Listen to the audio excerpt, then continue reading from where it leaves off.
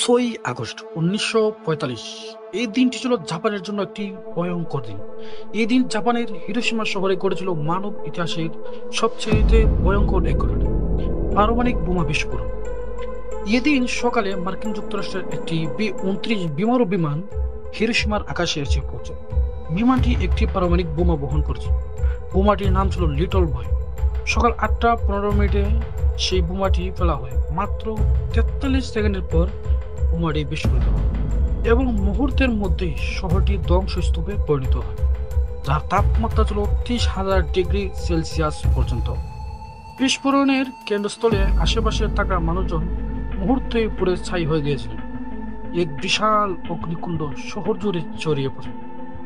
প্রায় ৭০ থেকে ৮০ হাজার মানুষ সাথে সাথেই মারা যায়।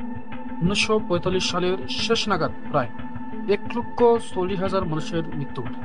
বিস্ফোরণের পরে যে রেডিয়েশন ছড়িয়ে পড়ে তা থেকে বেঁচে যাওয়া মানুষের শরীর ও স্বাস্থ্যকে ধ্বংস ঘটে, যেমন ক্যান্সার, নিউকেমিয়া, জন্মগত বিকলতা। পরবর্তী কয়েক বছর ধরে হাজার হাজার মানুষ মারা যান এর প্রভাবে। এরপর ১৫ই আগস্ট জাপান আত্মসমর্পণ করে দ্বিতীয় বিশ্বযুদ্ধের অবসান ঘটে।